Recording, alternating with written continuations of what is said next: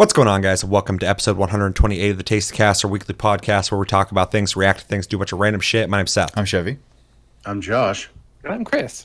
And a couple quick reminders to download and play Vampire and Need for Speed Payback, both off for free on PlayStation Plus. Make sure to download those, play those, come back at the end of this month, which is in like a week, and let us know what you thought of those games on Plus Club.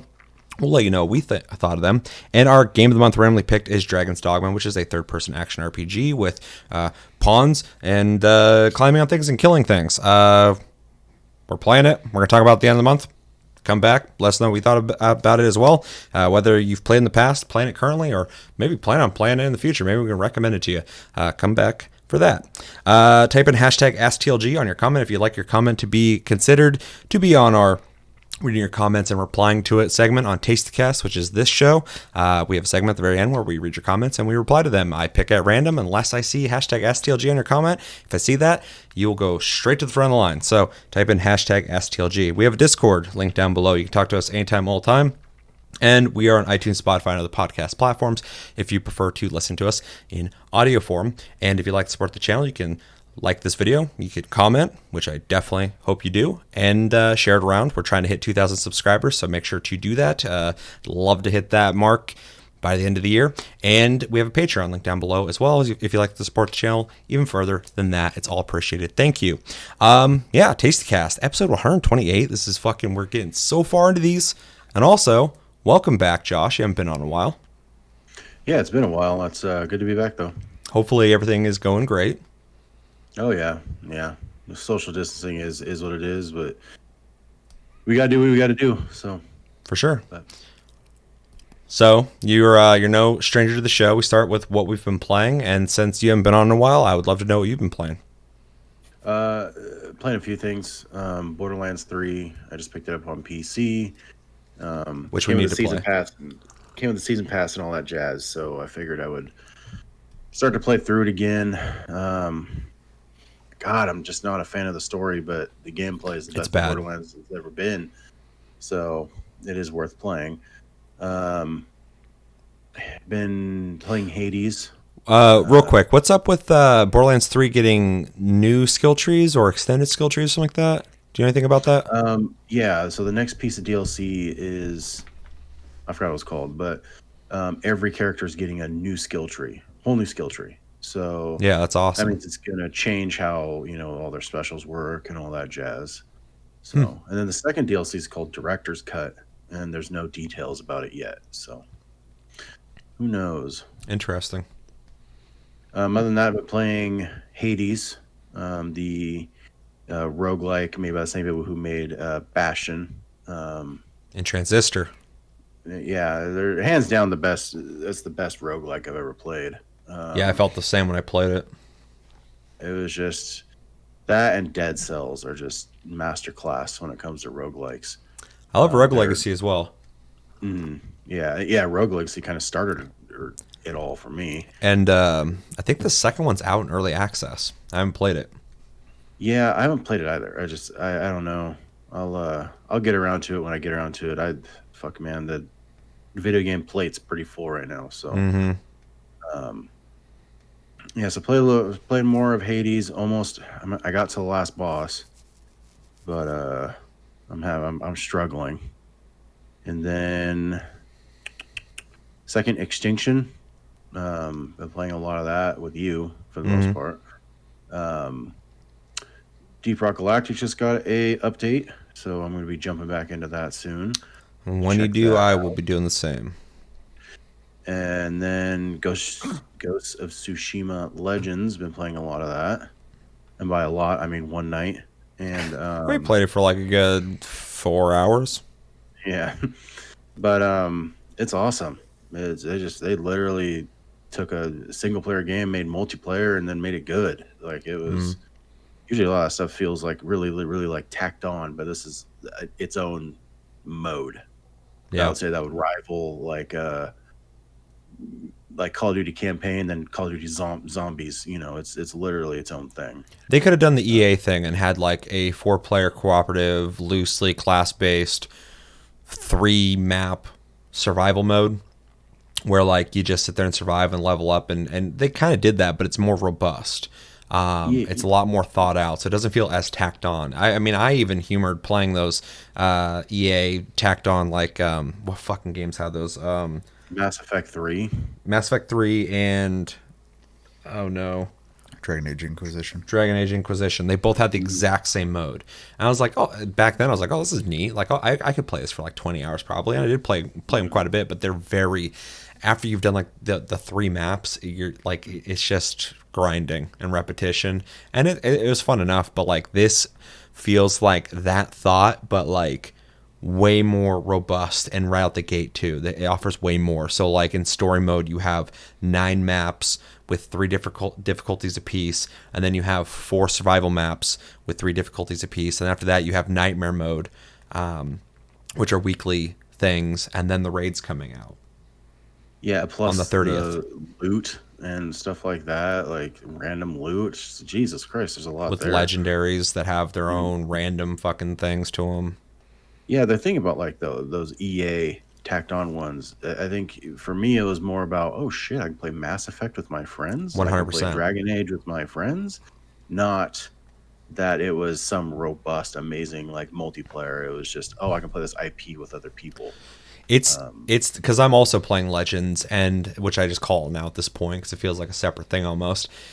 I'm pretty sure that I've probably put more time into Legends now than the single player. And that's not a slight towards the single player. I'm just naturally attracted to multiplayer games. And I could be playing a game and loving it, and someone's like, "We're all gonna play this multiplayer game." I'm like, "Okay, I'll be right there." And so the single player is awesome; it plays great. But to play that with 3 other people that I know, and be able to run around like an assassin while somebody else is playing like samurai and like just tanking like hits and shit, and someone's like playing the Ronin and healing, stuff like that, it's just fun to play with people like that. Like the game really lends itself to multiplayer really well, and it does feel like almost separate than the single player, while also, you know, being in theme of it and playing the same, like, you know, technically. Yeah, and the classes, they did a really good job making each class like wanting to play the other classes, because like you definitely start to see like, though nobody played the archer chick, but you really see like the differences between them and the bonuses that they add to the team. You know, like when there's a couple of like Ronin and you go down and you're being swarmed, they can just be like, oh, and then you're up again, instead of putting themselves in danger. And it's just really lends itself to the diversity of the group if people find their class that they like, and it also never punishes you for all, you know, using the same classes. So like, Yeah, you could all be samurai or... Yeah, one person isn't pigeonholed into a class they don't like. You know, that's the thing I really dig about it too, is all the classes I think are really well thought out, but they have slight differences. So I've noticed I've mostly played assassin, and I fucking love it, because in a game like this that allows good combat but also better than like mediocre stealth mechanics, I like to go in as quiet as possible for long as that I can. If I can eliminate a whole camp without being seen, I want to do that. If I don't, though, I want to be able to fight them or whatever. So that translates over to playing the assassin in the multiplayer. I like to play the assassin and sneak around and kill people. But the thing I like is all the classes are proficient in combat. None of them are like the weak guy. They all just lean in certain ways. So I play assassin, but I played samurai a little bit, and the samurai seems like, you know, one of his moves in his perk tree gives him 25 more health. I don't have that as an assassin. That means that samurai can take a hit that my assassin can't. I also noticed, though, in combat, blocking and parrying makes way more sense with the samurai because he's not agile. He has like this slight delay to his movements. You move a little more sluggish when you move around, whereas when I'm samurai, I'm like fucking popping around and bouncing around and shit and dropping smoke bombs and taking people out like as they're looking at me. And it's those slight differences that make them feel so different, but they're also like I was saying, like even the archer chick, she's got moves for bow and arrow, but she still can kill people with a sword just fine. You're not stuck to just being the bow and arrow person. You just are more proficient in stuff that has to do with that. And some of them have weapons that other people can't use, except for you can re-roll properties on your gear, and one part of the gear properties can be Ronin can now use this. It's never all, but sometimes, like I had a blow dart gun and assassins use those, but I got one that Ronins could use. I was like, oh, it's interesting. I re-rolled that though because I had zero interest in my Ronin using it. But anyway, kind of like to what you were saying, all the classes feel different, and there is slight things to them. Like I said, with the samurai being a little more sluggish in his movement than the assassin, but you don't feel like you have to like play all different characters, or if you want to be the bow and arrow person, you're gonna like get your ass kicked if you don't get to use your bow and arrow. Like it's really smart the way they've set it up. It doesn't feel. It felt like they sat around a table and really figured the shit out. Yeah, it's not just thrown together. Yeah. It's definitely, like you said, thought out, well done. So, but moving on, playing a little bit of that, and then probably finishing up with Tony Hawk Pro Skater 1 and 2, the remake. Oh, nice. Yeah, I really like these games. My biggest issue with them is it just makes me want Skate, if I'm being 100% honest. Yo. So I do love them. I do enjoy what they did. It's a nostalgia blast. But though I will say, like a lot of games like that, you pop them in, you have fun for 5 to 10 minutes, and then I'm like, all right, I played it. I don't know. And that happens for like a lot of games that are old that I pick up and play. I'm like, yeah, this is still pretty good, but I have no interest in wanting to, go through the whole damn thing again. So Yeah, and there's a lot of people who will play older games through all the time, but that's something I had to learn a while back, that my nostalgia for things is typically me wanting to revisit it briefly just to kind of go, oh yeah, memories. But it's hard for me to like actually play it because like we've come so far in gaming that like the gaming experiences we can have now, not the memories of when you first played those games, you can't replace those, but games just play so good. They've evolved in certain ways that it's hard sometimes to go back, even though I still say to this day, maybe I should revisit it. I could play Metal Gear Solid, any of them still, but I feel like those were really pretty complex games for the time. You could do a lot of things, so there's still a lot of playability there. Yeah, and I'm the same way with like Mario games. I can probably beat Mario 64 like once a year. I'd be okay with it. And then Super Mario World, I can just play on and on and on and on. It doesn't even really matter. But other than that, there's really not a whole lot of games from back in the day that I could just sit down and beat and play. But other than that, that's all I'm doing. Contra. I could play Contra. Especially hardcore. Yeah. Yeah, Contra's always really easy for me to hop back into for some reason. But there's a bunch of older games I could still play, but I find myself more often than not thinking about, oh, it'd be so cool to play a game again. And I play it, I'm like, yeah, it's cool to play it for a second, I'm done. And then I go back to playing something that I'm playing currently, like Deep Rock Galactic, fucking Ghost of Tsushima Legends, something that I'm like, grinding and working towards something. I'm like, all right, back to work, and I start doing that. It was fun Like revisiting that shit. That like want to beat it was something like that I had back then. Like in the NES days, I'm like, I'm gonna beat Teenage Mutant Ninja Turtles 2, the arcade game. Not that hard as shit first one, but the second one. And and I had a drive to beat this, I had a drive and to do this and that, but now I just don't have that with those old games anymore. Like I was like, I've done this, and I'm not gonna sit here and get good again to the point where I can do it again. Well, it's rough because there's already so many fucking games I don't have the time to play now, let alone go back in time to play the games that I have played. Like, which sounds shitty to anyone who's like, those are the old games, those are the good ones. Well, like whatever, like I get that, but like, I just couldn't, I can't, I don't have the time. Well, that's like the SNES Classic. Like, I think it'd be really cool to have, mostly to teach Val, where I came from as a kid. But like, for me, like I always think it'd be cool. Like it'd be cool to play all of Kirby Superstar and crap like that again. But holy shit, I'd probably play like the first level and be like, ugh. I mean, there's other things to do, you know. Although there's some older games that I always like revisiting, and even though I'm not gonna stick with it and beat it this time around, I always come back to them. So like fucking a lot of the Mario Brother games from back in the day, like Super Mario 3 and fucking shit, what the fuck? What's the Mario for fuck Super Nintendo? Super Mario World. World. Thank you. Fucking my brain was like, what is it?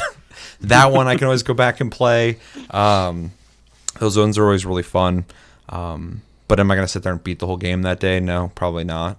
Or remember the name? No, probably not. But those are games that I don't mind coming back to pretty regularly. But yeah, like Tony Hawk, I want to play the new one just because it's remade from the ground up. They've added stuff to it, which is really fucking cool. But to go back and play like the original PlayStation one, I've done that so many times just to check it out. I'm like, yep, that's Tony Hawk. I liked that game a lot back in the day. Still do. I'm not going to play this. So yeah, it was. I don't remember those levels being so like. I know they revamped like some of them, but like I was in the school, I was like, I remember loving this fucking map, and I did not like that fucking level at all. When I was like trying to play it again, I was like, this is fucked. Like that map's legendary, dude.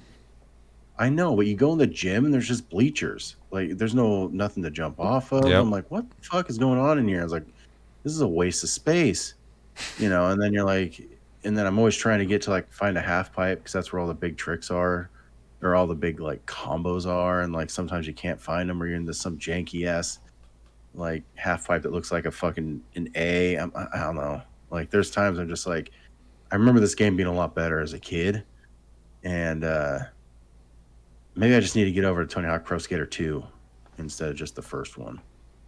Yeah. I don't know, maybe I enjoyed the second one more. Oh, the second one's way better than the first one. Yeah. That's the legendary one. That's the one that's the fabled myth.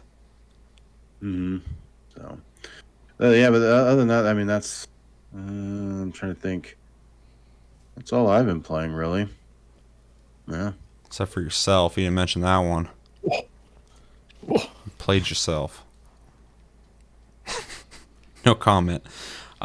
Chevy. I haven't really played much of anything, so the only thing really worth Genshin. I played a little bit of that with Chris, but we didn't really do a whole lot. How's the multiplayer? For the activities you're allowed to do, it's fun. I wish it was a little more expanded, but after reading some developer feedback today, it seems like they are definitely open to taking suggestions to things. So they're already making a bunch of changes here soon. Some impactful ideas? Possibly. Yeah. So pretty much the only thing I got anything to say on is I played 14 as usual. I finished my resistance weapon, which is your weapon that continuously evolves through the expansion. It's called something different every expansion. This version is called Resistance, and I was going to wait on it and just kind of take my time with it, but it turns out for healers it's your best in slot weapon, so I prioritized finishing it. So the only thing I have left is pants on my white mage, and there's literally no more gear for me to get at that point, so I will be best in slot. It's pants. Damn. Yeah, that's it. Speaking of Genshin Impact, I downloaded it on my phone, and You love it on there? You're the one? Well, when I downloaded it from the App Store, I was like, man, everybody complains how slow this downloaded. I was like, this downloaded quick. Then I opened the app, and then it's like, oh, we got to download like 19,000 whatever the fuck. And I was like, oh my god, 19,000 gigabytes. And then my phone was just like, I was like, I could literally set my phone on my fucking router, and it would still just, it was throttled all the hell. And I was like, I got like halfway done. I was like, all right, fuck this. And I just deleted the whole thing. Play it on PC. Yeah, play it on PC. It cross saves with your phone anyways. I mean, who knows? I got too much shit to play. I don't need to add one more thing. Yeah, I agree with you 100%. So I do think in the I it wasn't very specific, but they mentioned controller It needs it. binding and support or something like that. So I don't know if that is them saying they're adding controller support to mobile and PC or not. But they are at the very least adding key binding for people. So Yeah, they need to make it so you can use a controller in that game, because that game, I think a lot of the hurdles of what people complain about is the controls on mobile, and if they can let you hook up your PS4 or Xbox controller or your fucking Razer Kishi, whatever the fuck you're using, I'd be playing a lot more on my phone at that point. it would, because the game already feels premium compared to most mobile games, so you would have a much better experience, I think. Because I'm like the only person who doesn't mind playing it on mobile, but I've also played the least amount over anyone I know. So, like, but it is a lesser experience, 100%.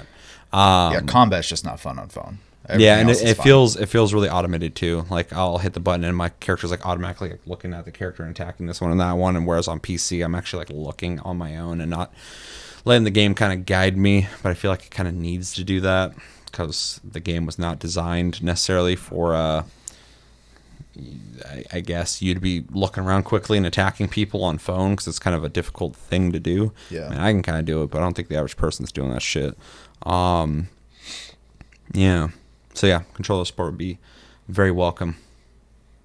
Yeah, it'll be interesting to see when they add in patch 1.1 what actual changes they make, because there's a whole like Q&A section. They pretty much every question someone had that they decided to answer, they were like, yeah, this is coming to 1.1, this is coming to 1.1, this is coming to 1.1. So but I mean, that game made like, I think it was like 100 million in like 3 days, so I think they're willing to spend some money in development. A little bit of chump change. Yeah. Makes sense. Just buy a goddamn team for that fucking money. Yeah, I could be Figure it completely out, wrong bitch. on that. I'm just throwing a number out there, but I could have swore something like development cost plus profit in 3 days. So Yeah, they made it back in like what 2-3 days. something like that. Yeah, Yeah, it's crazy. That's the real that's what I Genshin heard, too. It's impact. like first week or something like that. It's been hundreds of millions of dollars. Yeah. Jesus Most of Christ. that's from the Asian market though, because they're a lot more willing to pay to win than we are over here. Oh So, yeah, well that and mobile is like their main source of gaming yeah. in Asia. Yeah. Yeah. Anything else? All right, my list is very, very short, which is kind of nice. Played more. I have it typed in. I have a list of all the stuff I need to remember, and I have it typed in as Need for Speed Chad City. Been playing that. I'll talk about that in a week, so stay tuned for that. I need to play more Vampire. I've been really neglecting that game. I've been neglecting Dragon's Dogma. I've played in the past, and I've played it this month, and I'll have stuff to say on that, obviously, but I need to like pick a day and just go hard on that game, put some hours into it, because I'd like to have a longer experience with the game to talk about it more at the end of the month. So stay tuned for that as well. Also played Second Extinction with Josh a couple times, with other people a couple times. I think it's funny that on Twitter the developers were talking about how they've been paying attention to like numbers, and they're like, you guys really have some like passive aggressive tendencies towards your friends when it comes to the dropping the payload, because I guess people get hit by them all the time. And I was like, yeah, that's a motherfucker. Even people who fucking cast them down get hit with them all the time. I watched Josh do that. He was just standing there, went boom, and then went flying off somewhere. I was like, in Second Extinction, you essentially hop into a map with friends, and there's typically a main objective and then a bunch of side objectives to do. And when you're running out of resources, you're able to call down, if you brought it with you, ammo or equipment packs. And when those land, they don't do damage, I don't think, but they throw you, which is always funny to watch, but also frustrating when you're the person who gets hit with it. But yeah, played that quite a bit lately. I think I have almost 20 hours into it now. I'm at the point with my gun that I'm not really being challenged anymore in the game, so I'm hoping they implement something soon to make the game more interesting for people who have already reached some of the... I mean, I have a bunch of weapons I could be upgrading right now, but I've upgraded one weapon so much that I definitely feel like I need further planned content, or at least a difficulty slider of some kind for your missions with better rewards, which could just be better resources or something, or more abundant of the more rare resources. I don't know. But yeah, other than that, it's still very fun. It's a great looking game. I like the animations. It's very clean, very fast paced, which I really dig.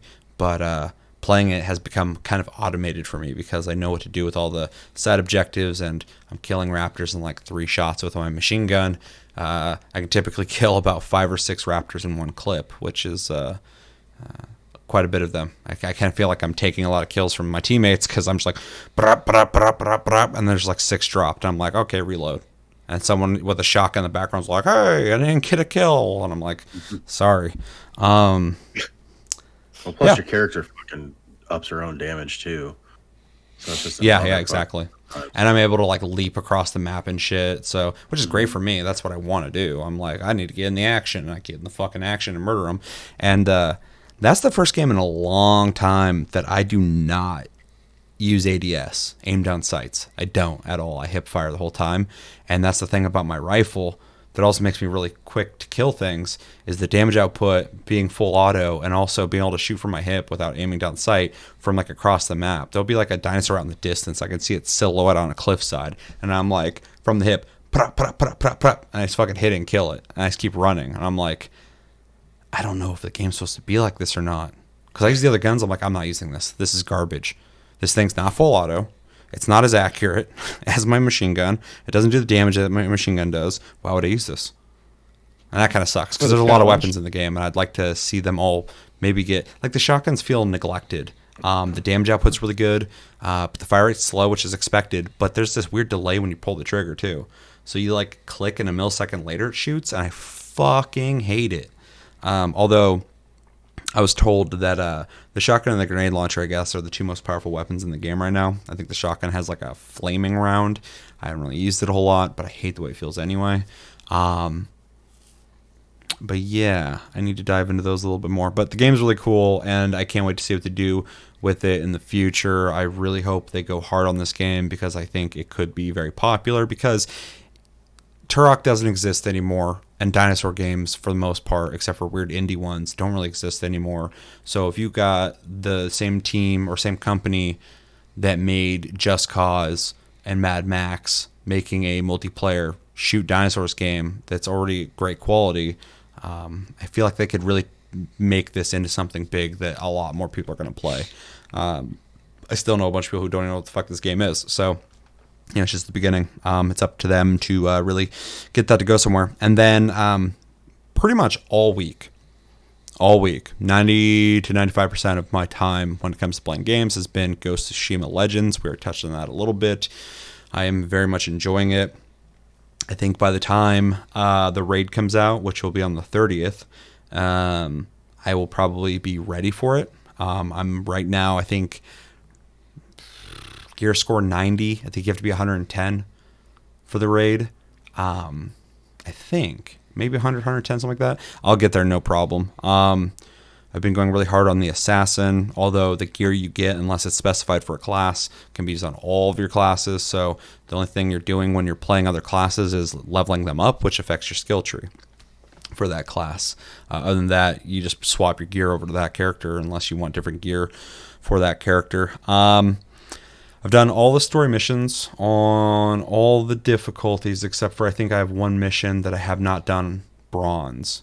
We pretty much, people I've played with we're doing like all the missions, and then we skipped bronze and just went straight to silver, which is the second difficulty, and then did all the fucking missions. So I got to go back and do the bronze ones, but I feel less compelled because they're easy and I'm not getting great rewards, but in the back of my brain it's like, you need to finish those. So yeah, I've played the story missions extensively. I really like them a lot.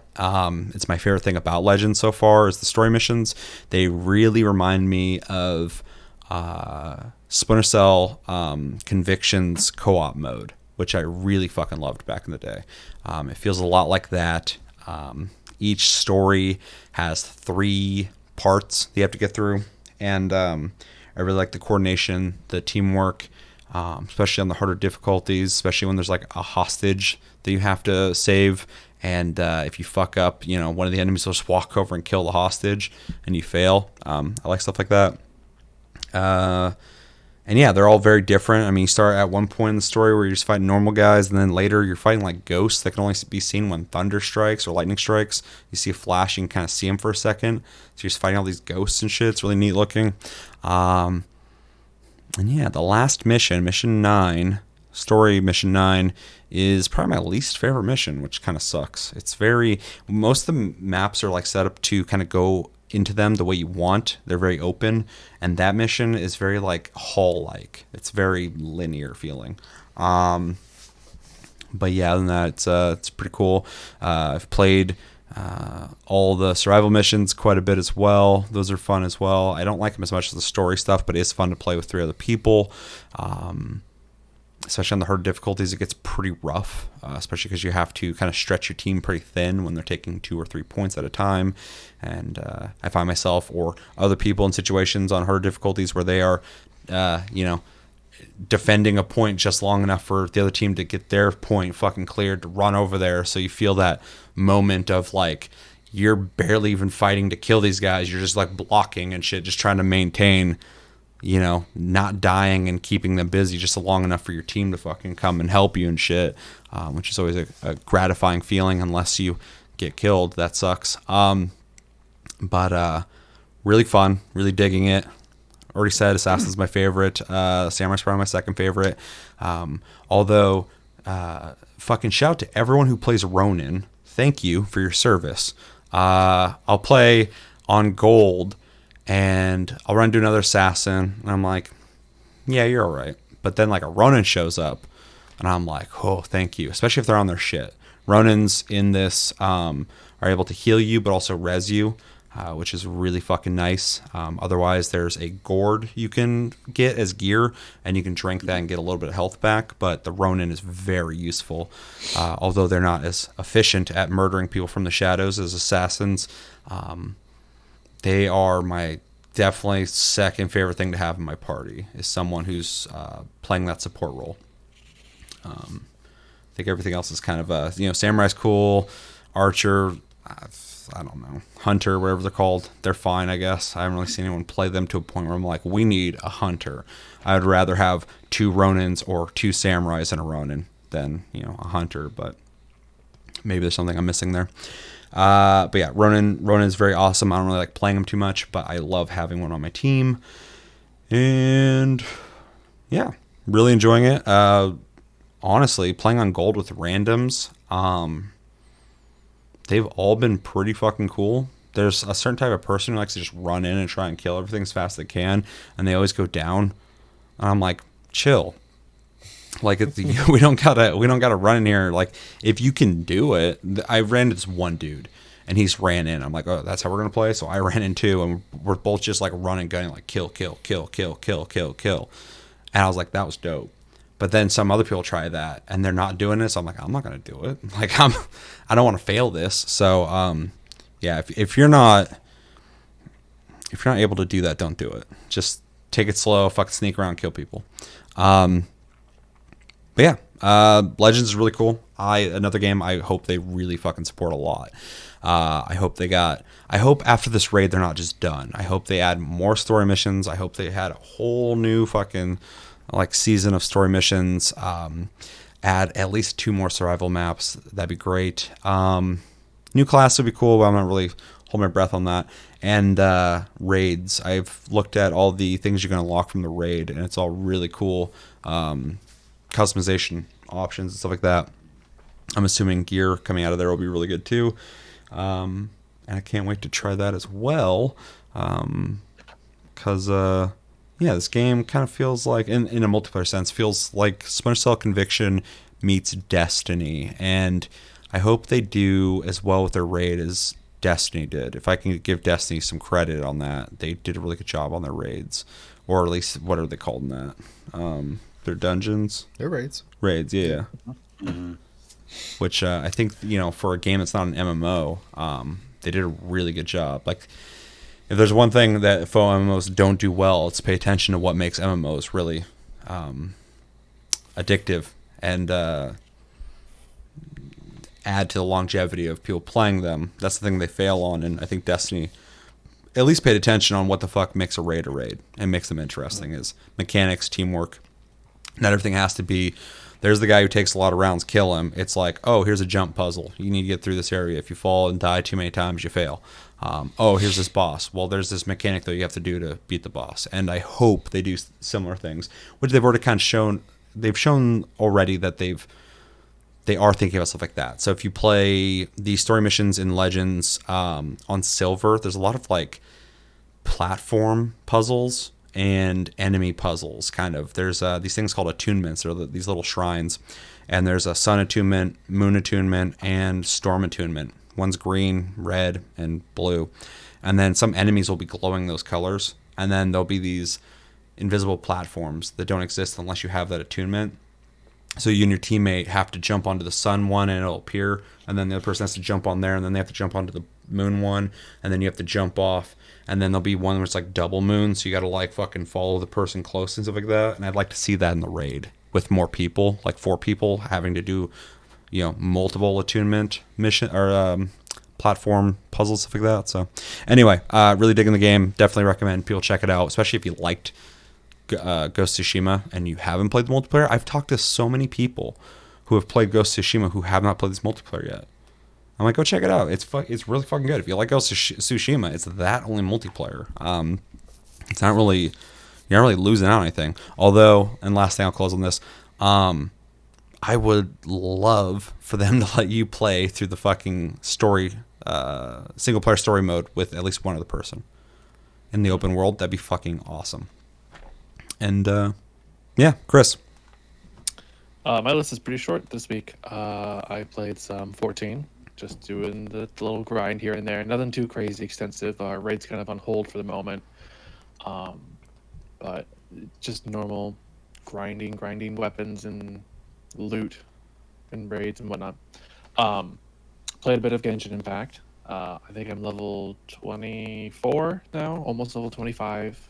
So the world's gonna bump up to a harder difficulty, and rare loot's gonna drop. Still can't like join my world though. Still cannot join Chevy's world because his world is rank 3. So you can't join higher rank worlds, but you can join lower rank worlds. Which is something we found out the other night. Which kind of puts a damper on things, because before we're like, I'll jump on your world, then we'll jump on this world, then we'll jump on my world, and we can rotate loot drops that way. Makes it a little easier to farm. And I went too hard on the game, and you guys didn't. And Chevy's going real hard on the game, apparently. That's fine. There's a new character they released. It's this little fire mage girl, but she doesn't use magic. She throws bombs and stuff like that. So she's kind of like a setup character, but she does a lot of damage. She's kind of medium range too, so it's not like super she kind of lobs grenades out and puts mines in the ground, things like that. But she's fun for the most part. Haven't gotten her yet though. And then I've been going pretty hard on World of Warcraft lately. Yeah, you have. I have 4 max level characters now. Nice. But it really isn't that hard to do. If you sit down and about 2 days worth of grinding, you can get a max level character. Easy. And if you like a group of people, like, it's nothing. Like, I think I had me and 4 other people, a standard group comp, and we hit halfway through in like 5 hours. So it's not hard to do, but it is fun. They've changed a lot of the talents and things like that back to older set style talents. Mm-hmm. So it's a little bit slower paced. There's a little more clutter because they pruned out a lot of abilities and talents, and they kind of brought some of those back. So it feels nice. It feels kind of a little bit like older WoW. I humor for a split second possibly hopping in there, just because all the hype everyone's talking about. But then I was like, my ass doesn't belong in WoW. So I was watching the sidelines. If enough people say something, maybe I'll check it out. But I don't even have like the background. Like I've played WoW off and on. It's kind of since it came out. But like, I've never been like a big fan of it. So like, there's not a whole lot I'm coming back for outside of curiosity. But every time you say like you're leveling quickly and able to get stuff, I was like, yeah, I could probably do that. Yeah, and they have this feature now. It's kind of like time walking. You talk to Chromie, who's in the main city, and you pick which expansions you want to level through. And it gives you the starting quest for that expansion, and everything is attuned to your level. It kind of fades to what you're doing. Weird. Yeah, so That's if you really interesting. like a certain expansion, you can level through that expansion and get all the way up to 50 that way. It's really nice. So it's just kind of a way to be like a la carte, like, oh, I want to do this now and this now. Yeah. Guild Wars Yeah. 2 does that as well. Like its expansions or you opt into them. So they're just separate quest lines and you go, I want to do this. And since every zone you go into, unless it's higher level than you, comes down to you, it changes your level to that area. You can really play the expansions or the main story anytime you want. So it kind of makes sense. Yeah, it's really nice. Although it is a little jarring at first because I'm used to like, oh, it's a low level zone. I can just mob through all these enemies and they won't touch me. Nope, they're all the same level as me wherever you go. They just fucking gun you down. That's scary. It's fun though. It's a lot of fun. I need to be Mafia. Hearing gun you down, I was like, what, the Tommy gun? I need to beat that. But the that's all. I also played a little bit of Vampire. Vampire. I say Vampire because of the Y in it. Looks like it should be Vampire. I say vampire anytime I see vampire spelled anyway because in Nachinoi Dozer, the little kid is carving fucking a steak in his living room while watching Buffy the Vampire Slayer in fucking English. And then he's just running around because he thinks vampires are coming to get him, and they are. And he's just going, vampire, vampire. And his mom's like, just speaking Russian. He's like, vampire, vampire. And ever since I'm like, vampires aren't a thing. It's vampires. Vampire. Vampire. Yeah. Swinging his fucking stick. He'd fuck someone up with that stick too. He ain't playing. He was swinging fucking hard. He's in slow mo, and you can see the gravity just. He's trying to kill something with that. He's fucking serious about vampires. Anything else? No, that's all I think I've really been playing. That comes Are to you mind. very excited to talk about Vampire? Sure. Great, me too. I'm very excited to talk about anything. That didn't reveal Yeah. shit. I also forgot to mention, I did play a little bit of Dragon's Dogma. That's my bad. The one, I mean, if there's one game ever made that I wish had multiplayer, it's that game. I'm not going to talk about the game or my opinion on it, but if there's one game that anyone ever would ask, is there a game that you wish had multiplayer? Dragon's Dogma. 100% because it's straight up built for it. It's a multiplayer game without multiplayer. Yeah, because you can have 4 people in your party, so you and your pawn and somebody else and their pawn. Yeah, you already have other people playing with you that are just pawns. Those could be other people. Other people could bring their pawns over. And if someone's like, well, that'd be kind of hard to do. Capcom already made Lost Planet and Monster Hunter World. Yeah. This game totally could do the exact same thing. This ain't out of their wheelhouse. This is fucking should be expected from them. Mm-hmm. Yeah. Also, you mentioned that you need to sit down and play Dragon's Dogma. Mm-hmm. On a good run where you're just going straight because it has like New Game Plus and stuff like that. You can get to the end in like 2.5 hours or something like that. You can beat the game in 2.5 hours. Mm-hmm. So That's some if missed you, bullshit. That's fucking yeah. wild. Yeah. So Who beat? Oh, somebody beat fucking Baldur's Gate 3 in 7 minutes. The That's what I content's in heard. the game, the first act. Mm-hmm. But it also had to do with it had to do with their familiarity with the act, the build that they made, but also lucky rolls. So that they were obviously trying over and over and over again. But the record as of a week ago was 7 minutes. I'm like, That's like in Fallout Jesus. 2. You can literally just go to the last boss and tell him to stand down if your character is charismatic enough. And he's like, oh, okay. And then the credits just roll. It's like that Far Cry game with the guy in the pink suit and the blonde hair. I don't know what Far Cry that Taken is. in. 4 and Right. 5 both have a If you just- secret ending in the You beginning. stand there at the dinner table, the very intro, and he's like, "Oh, I'll be right back." And if you don't press a single button and wait, he will come back and talk to you, and then the credits will roll. Yeah, and that's the genius too, that you should experience that and beating the game, because they both have similar endings. Just one is literally proving that he meant what he said. Yeah. He's gonna show you, what it's your mom. Yeah. It's like, yeah, oh, I'll where, take you to your where mom's Rob's grave, buried. or wherever the Yeah. fuck. And then when you beat the game, he's like, I was gonna do it. And you're like, Yeah. oh, I just went through this whole fucking scenario where I've murdered a bunch of people and shit. And you're like, well, the place is yours now. I'm out of here. In Far Cry 5, you go in there. That beginning, that intro is so fucking good in Far Cry 5. But you go in there to get the father or whatever, and they're like, all right, handcuff him. And everybody's like hesitant to go in here anyway. And they're like, handcuff him. And he puts his hands out. He's like, you won't take me. And you can just sit there and wait. And then everybody's like, are you going to do it? Are you going to do it? Like, fucking, like, what are you doing? Like, and the guy's just staring right at you the whole time. If you wait long enough, the sheriff who lives there, who's like, didn't want to go there in the first place, he like grabs you by the shoulder. He's like, all right, we're getting out of here. And you like leave. And if you know the ending of Far Cry 5, it didn't matter whether you stayed or not. Because what he prophesized to happen will happen regardless of if you're there or not. So it's a really, they're both really smart little Easter eggs in the game that I really fucking love. I can't wait for Far Cry 6. Which if it doesn't have multiplayer, I'm going to be fucking pissed. But that'd be weird because they've set a standard at this point. And if it has that fucking New Dawn weird health bar level system. Oh, dude, I will fucking... That was If you fucking want to make shit. a passionate fan of Far Cry, fucking hate Far Cry, do that. It's a good plan. Solid plan. Yeah, because I thought you were getting ready to use your headset like a microphone. I thought you were trying to be Bane. at the football game. You're running, "Oh!" And stand up for what you believe in. Any other games anybody's been playing? No, but I was gonna say anyone who has had a Final Fantasy 14 account and hasn't played in like 2 months, they're doing a free login campaign right now. So Can I log in? yep.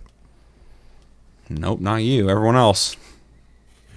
You fucked up, homie. It takes like 96 hours once you log in. So That's good info. That's good info. Make sure to check out our, what are they called? Link free Shell? company. Link Shell? No, free company. Free company. What is it? Tasteless Gaming? Yep. On Coral. Crystal Coral. Crystal Coral. All right, let us know in the comments, what games have you guys been playing this last week? What games are you looking forward to playing? There's still some games coming out very soon that I'm very excited to play. Watch Dogs Legion. I really want to fucking play that shit. PS5. I want to play that shit next month. Any games you played that are not that great. I always like to hear, like, hey, this game kind of fucking sucks. Even though I'm like one of the people I know who's like, this game's not that great, but you should play it anyway. Okay, so we have a video we're going to be watching, and this is actually kind of exciting for me because this is an Xbox game. It'll be coming out on PC as well, but it's a next-gen game. It is called Scorn, and the gameplay came out today. A couple things on it. I should probably switch you guys over so you can see what the fuck I'm looking at. A couple things on it because I don't know shit about it.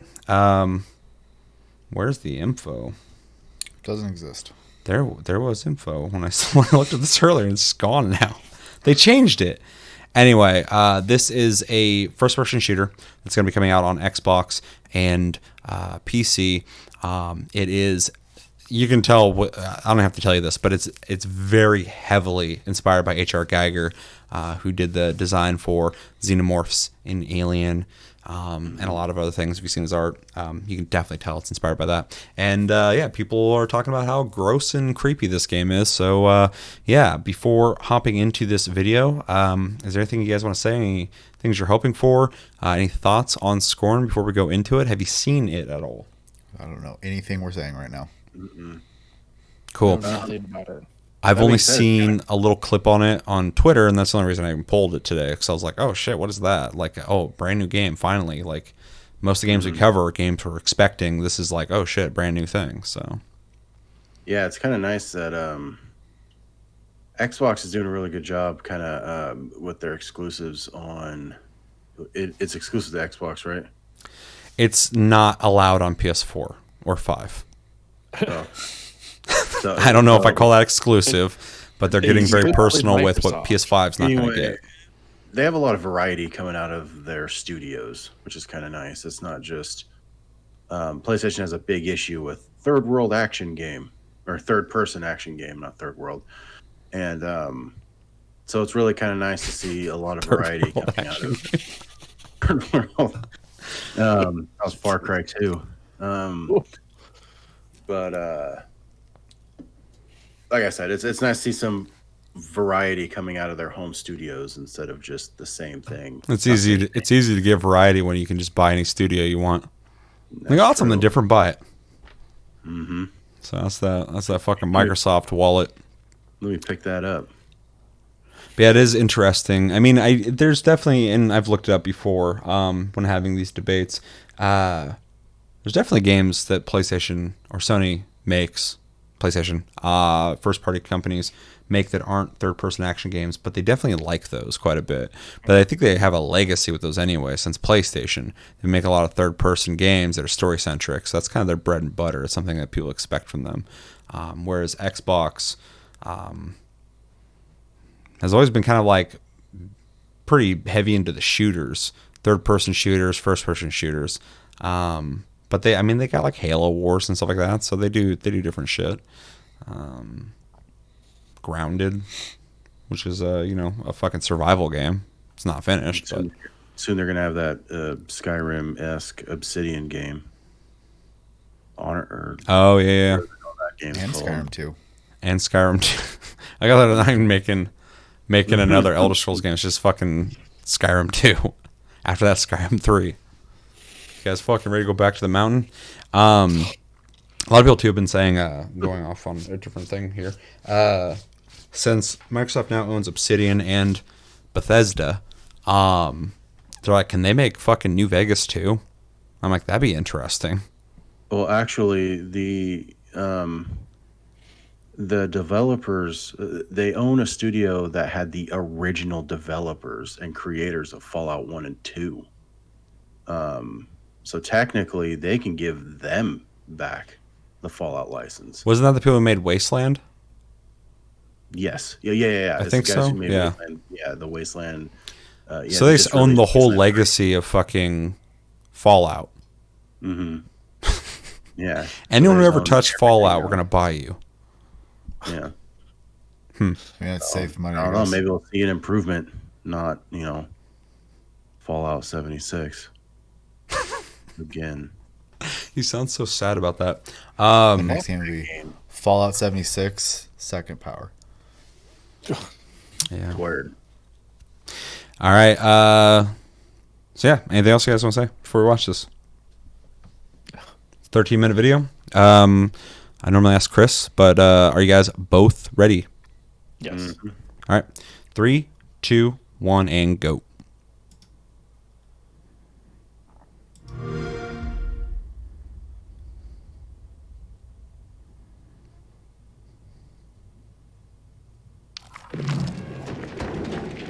Squishy. Old school vibes. It already reminds me of the original. Was that Prey? Yeah. Yeah. Ew. Get it. Oh, squishy baby.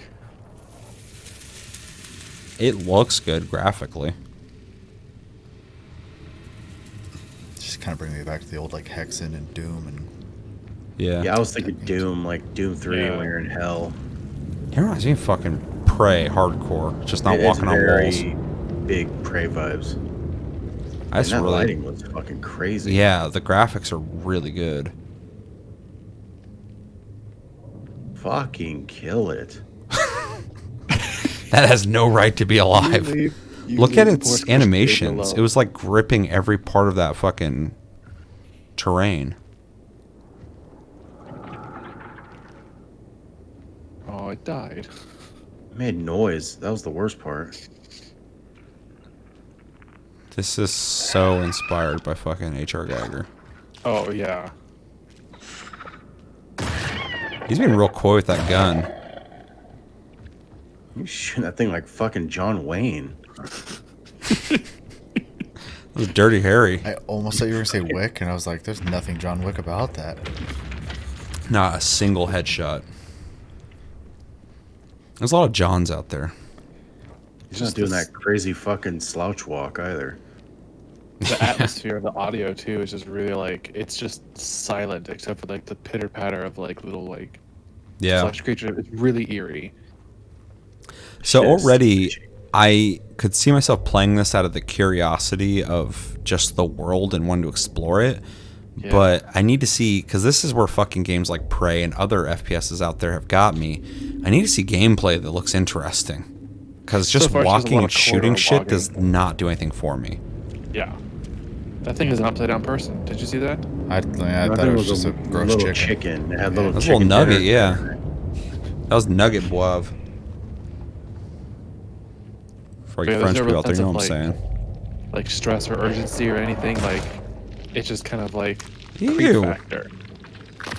Oh, whoa. Ew, he just changed his gun like that? People who made this heard somebody go like, "Oh my god, fucking Doom's so successful and it's so gory," and they're like, "Oh, you like gross? Well, it's gory. No, you like gross? We can do gross." Yeah, let me just give you fleshy everything. Everything is organic. It reminds me of what is it in Skyrim? The Underdark? D&D. The underground. I don't know. It's the underground caverns with all like the crabs and stuff like that. It just reminds me of that for some reason. I got crabs. Everything's made of chitin. Is this Skyrim too? Ew, that thing This has is. a gut. This is the new Bethesda game, Skyrim 2. Yeah. It's called The Gun's Gonna Get You. They 'Cause brought that their thing was fucking graphics game. sick. Gun. Gun. It's fucking Fusro Gun. Jesus.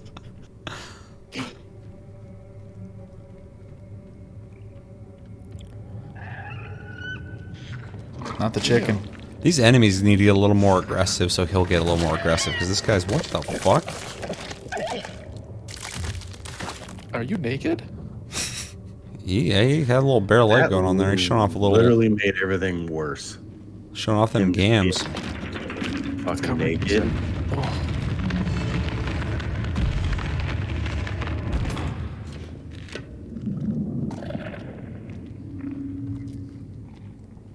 Should just gave him the old concho with that fucking scorpion harpoon thing. He's thinking about it. You don't hold that thing without thinking about that. oh no. Just get up in there. Oh, I feel like it's gonna go in your eyes. Ugh. The forbidden Ew. pomegranate. Oh, it's just patting itself. This is fucking sick. Ew, what the fuck? I'll give him marks for creativity. For sure. It's like sticking out your chest. This seems like a game like 2 generations ago that it would exist. Yeah, I'm I'm actually sure pretty like surprised to see first this. Xbox fucking. Or 360, yeah.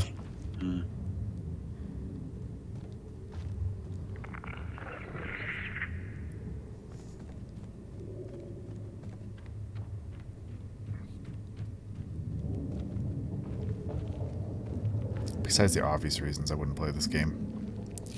Um, everything looks the same to me. I would get lost. Really, really fucking easy. Because for me, because H.R. Geiger is so synonymous these days with the Alien franchise, the whole infrastructure looks like an alien hive with fleshy bits added to it. Some of the things are a little like shameless and how much it's inspired. Way too much of a nod.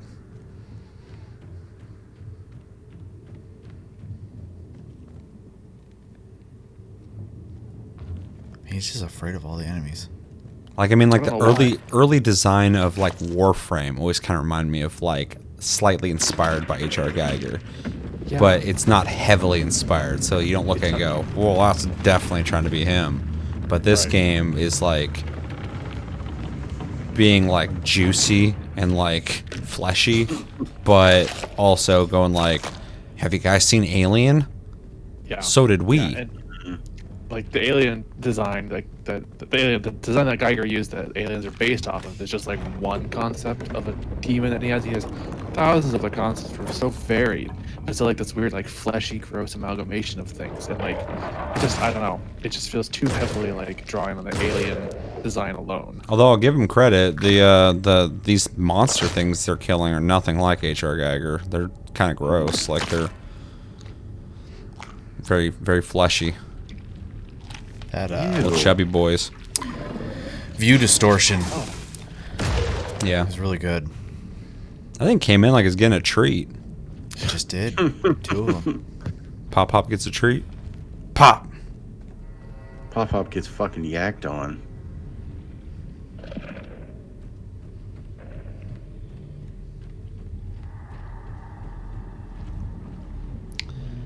Not that this game needs to be run and gun, fast paced, but this is very, and I know they're showing the game off too, so it's all like slow movements like that. But the slow pace of this almost feels less like a shooter and more like a puzzle game. That you shoot there's things no that sense barely of do anything to you. urgency. I mean, I don't think you're too far off with all the like random doors and shit Yeah. that he's got to open. It's like gory mist. That's what the game should have been called, Gory Mist. Gore Mist. Like a Dead Space. Like you don't want to use a bunch of ammo because it's gonna fuck you up. What is it? What is that supposed to be? New Okay. weapon. Man, I would walk right past that. I think it's just like Same. part of the wall or some shit. Yeah, no shit.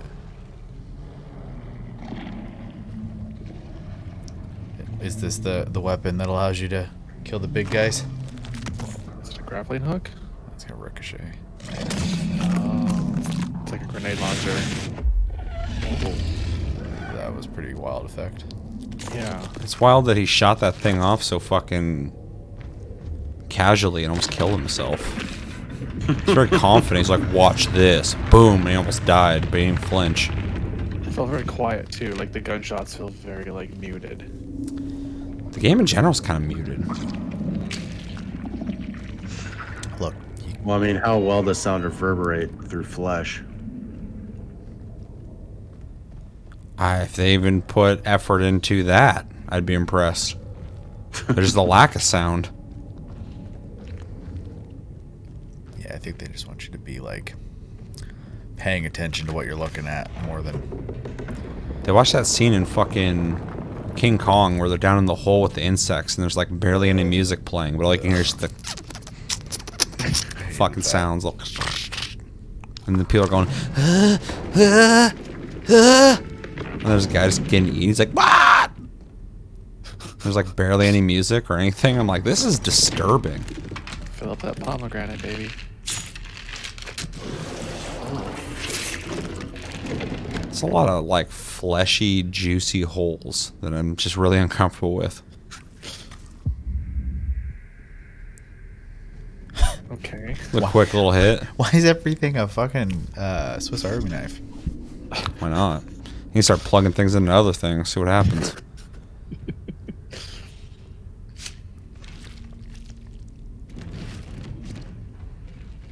It's the first thing that's looked very video gamey in this whole thing so far. Nailed it. Somehow.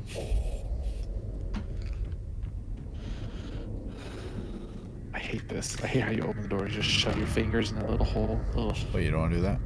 No, I do not. I don't remember where I saw it today, but it was like on Instagram or Twitter. But it was a video of some guy in a fucking muddy field. And he was just shoving his whole arm into this hole in the mud. And then, like, across the way, there was a hole where mud was shooting out where every time he pushed his arm in there, I'm like, I would never shove my arm down in a fucking hole in the ground like that. Even if there's nothing down there, I'm just like, ugh.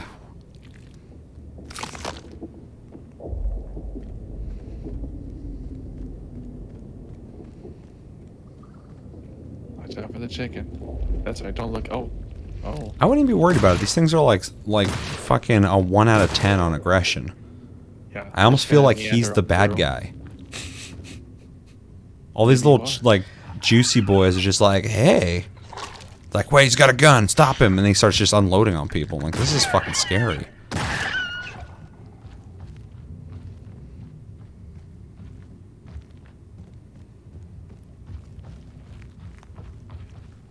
This guy's just walking around fucking, hail to the king, baby. Listen to Don't Fear the Reaper and shit. Yeah, I was waiting for that. Fucking getting sucked out of that restaurant. Oh, Damn, he was feeling it.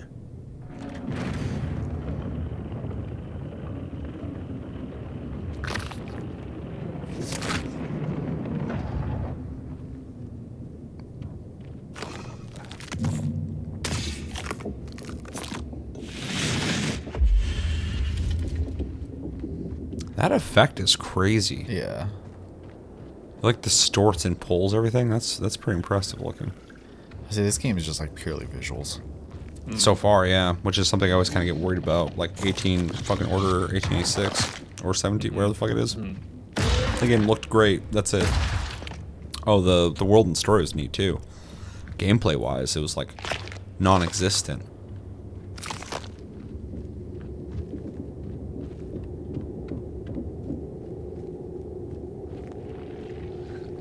We need some new enemies. These guys are just not doing much. yeah. Dude, blew his leg off. They're creepy looking, but they don't really offer much of a threat. Until he gets surrounded by him, he's gonna fucking fire fast enough. It's just Because he has to reload it at 1 bullet every minute.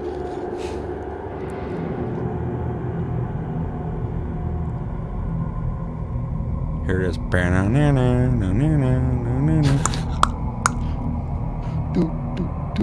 Exactly. Oh, missed opportunity. I'm not hearing the song. They couldn't pay for the rights, but it's there in spirit. it's because there's no music in this game. Lucky The you're wind, getting- dude. It's natural I'll say music. you're lucky you're getting ambient noise right now. It's beautiful. Talking to the right guy. Fucking hate lack of audio.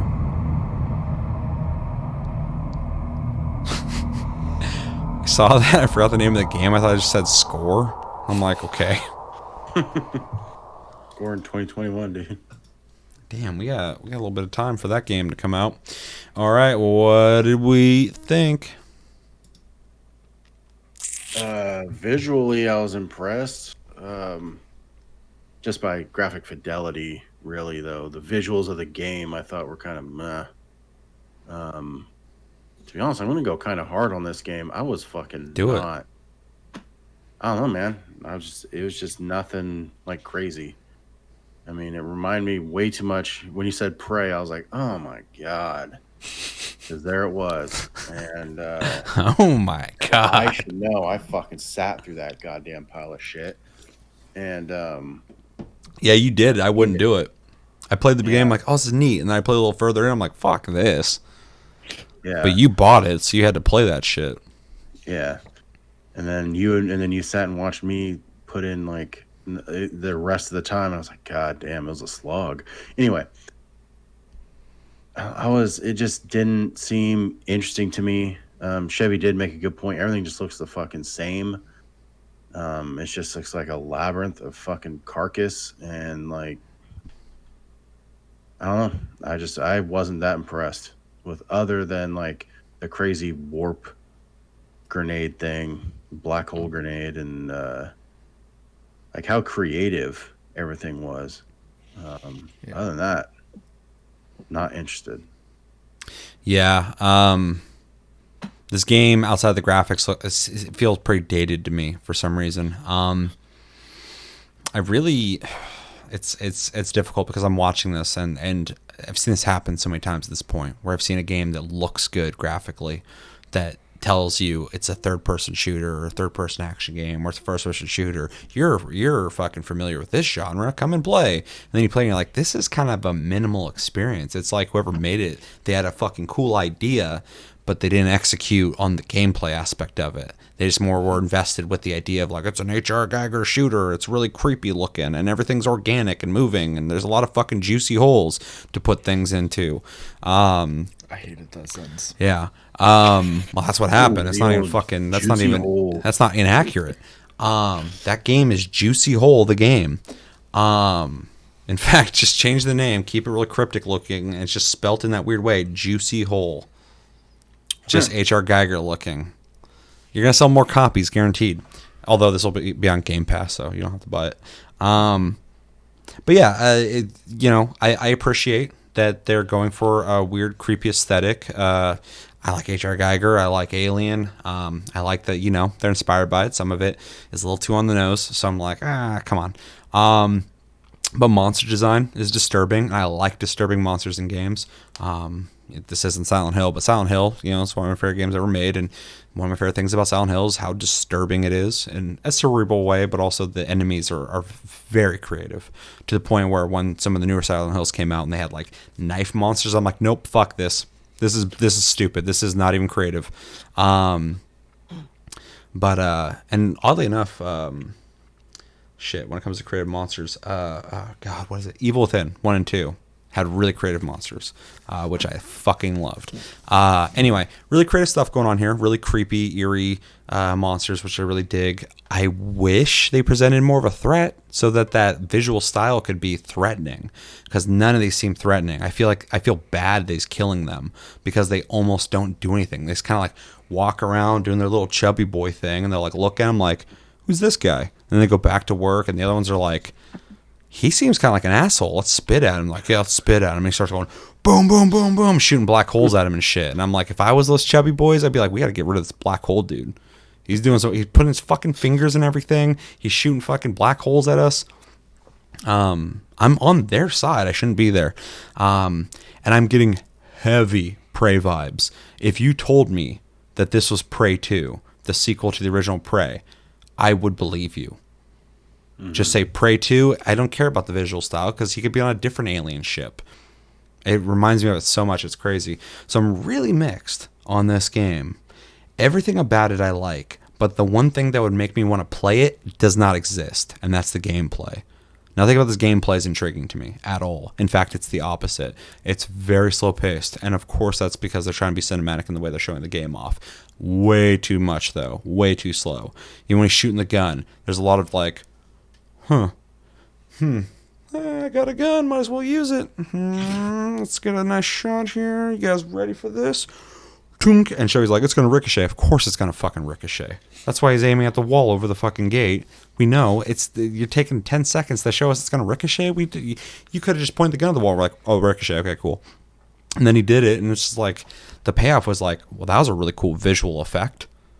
Gameplay wise, I didn't really see any fucking awesome, like, I don't know, visceral effect of the enemies, or like ragdolling, or I don't know. Just the gameplay seems flat. The puzzles seem flat. Everything else, like, if they can make the gameplay, and of course, this could be like the first level. This could be the fucking tutorial. We don't know. All in all, for me, I like everything except for the gameplay, which looks very minimal. This is a game I will keep an eye on. Maybe they'll show more later, and as we approach its release, maybe they'll show a different area. Hopefully the whole game doesn't look like this. I would get fucking burnt out on this visual style so fast. Yeah, but hopefully they show more on this game. Hopefully I can see maybe that there's upgrades in it, or really interesting guns. These are all pretty fucking straightforward weapons, and reasons to want to play this over another shooter that there's plenty of. Yeah. One thing this game really awakened in me was my absolute Scorn. 100%, my absolute scorn for like organic visuals when it comes to like weaponry, when it comes to... I don't like organic weapons. I don't like moving weapons like that. Yeah, I'm not a fan of it. That for the most part that's what gave me the Prey vibes the most, is because like every weapon in Prey was like this, some moving fucking thing or something like that, and I was just like, I'm done. I'm just had enough with that. Except for there was that Oddworld game where they had like the little fuzzy boys you could load into guns and shoot. Oh, Stranger's Wrath. Yeah, that was interesting because it wasn't like, look at this gross fucking fleshy juicy whole muscle thing that's flopping around. It was like, look at these little fucking fuzz boys that you're launching. Completely different, but... Or the cow launcher in South Park. That's organic. guys remember that? Yeah. I remember pissing on snowballs. That was one of the first games I remember that had a fucking, like an alt fire. Yeah. You Well, just outside throw of like, not Quake, Unreal. Unreal was probably the first games I played early on that had like every gun had an alternate fire. Mm-hmm. Yeah. Who's giving their What do impressions? you guys think? I think it was just the two of you so far. I mean, it might be really easy. Visually, like graphic wise, is very On a good. technical level. Everything else about it bores the shit out of me. You weren't horrified? Actually, not so much, but as much as just more so just kind of grossed out. Juicy hole of the game. Speaking of graphics, that fucking lighting right in the very beginning when the fucking light went through the shit, that was awesome looking. Here's the thing that sucks, though. I'm pretty sure this is on Unreal Engine. It is. It's said at the end. Yeah, and Unreal Engine looks great, and it's real easy to develop with. And so you could have like a real basic-ass idea, and if you're just a little creative in your design, that engine's going to make your game look really fucking good. So you can make a real boring-ass game real nice looking, which is a little deceptive. Not in a way that I'd be like, you need to not do that. But I mean, just buyer beware. Fucking the game could be pretty meh. You need to not do that. It's like they're trying to give you Order 1886 fucking all over again. Yeah, pretty much. Yeah. That game had everything about it. I liked the world, the lore. I liked the story. I thought the characters were compelling, and the acting was good, and the graphics were fucking phenomenal. And it was like a third-person shooter that should have been out on like PS2, maybe PlayStation, if there were third-person shooters like that back then. I mean, it was real basic. Walk in a room, there's 4 fucking areas of cover. It was less than fucking Gears of War when it came to that. And that's fucking tough to beat when it comes to fucking how minimal a kill box can be. Yeah, Gears of War's fucking kind of championed that formula for itself. They own it. It's all theirs. They can have it. Although Gears Tactics is a sick-ass game. Very good. Sick ass. Sick ass. Like this game. Chris. The problems I have, besides what we've stated before, is that the world, what we've seen so far, is made of flesh, and usually that conveys something of being alive. Like the whole atmosphere is supposed to be alive, and everything's like a living thing. Even the weapons and your health and your regen and your ammo reload is all living organisms. So at least that's what it's supposed to convey. It doesn't convey that. Everything feels dead. There's no life to anything in this game. It feels very hollow from what we've seen so far, and it could just be like the very beginning level. It could be an intro level to kind of ease you into it, but there's no real sense of urgency or threat with any of the enemies. You can literally just kind of walk by them and they'll ignore you, it feels like. They're very timid, yeah. Just kind of walk at you like, what's this? Yeah, it feels like you've stumbled into like the aftermath of like, you know, someone walked in there already and killed everything, and you're just kind of trailing behind. Like, oh, this is a nice stroll to the flesh fields today. Like, it's just, there's no real atmosphere to the game besides creepy grossness. These monsters need to move with like they got a fucking purpose in life. They need to be fucking rushing you. They need to be making all sorts of weird squealing noises or fucking screaming, disturbing, guttural fucking fucking noises and shit while they're coming at you. And you need to be fucking just fucking blasting into them. Chunks of fucking parts of them flying off. And then when you kill them, they ragdoll into pieces everywhere. That would be to fit the aesthetic of this game. That I think would sell it. That's The dead atmosphere is space, fine. pretty much is what you just. Yeah. What do you say, Josh? Emptiness. That's Dead Space is pretty much what you just. Yeah, except for first person, not fucking the screaming shit. Yeah, but like, isn't that the game where you gotta fucking shoot the limbs off, which is weird? Yeah, you gotta fucking dismember them. Never been a big fan of that. Okay, sorry, Chris. What were you saying? Could be open and like that for the most part, but once you engage in combat, there needs to be a sense of like urgency or some sort of. Like, you're in something danger. get louder. Yeah, it just really feels like target practice. You're shooting clay. What is it? Clay pigeons at that point. Chubby flesh pigeons. One thing that kind of annoyed me was like, it seemed like he only had that much ammo and then like you're kind of just wasting on these little bitches, and like I don't know, it just didn't seem like. And that's where like that's what I said. It was like dead space. Like you're trying to reach the next checkpoint with the resources you have, but it seems like it's like an arbitrary, like giving you resources. Like it doesn't matter, or they should just give you fucking ammo. It shouldn't be like a thing. So, When all the guns shoot like really slow and they're not very impactful looking, and like where the fuck's the melee combat at? You can't swing that thing like a bat? Where's the weird organic fucking melee weapon? well, that one thing shot like the fucking harpoon. The key. Well, it the was like key a attack. needle. He Yeah. just kind of shoved it into the fucking juicy hole and then lifted it. Yeah, I don't know if I call that. I mean, it's technically a melee weapon, but it was just a more so fuck- seemed like that's where it's supposed to go. This belongs here. And the monster's like, yep. They stomped him with his fucking sick thighs out. All right. So if you could grade your interest and anticipation for this, what would you grade it?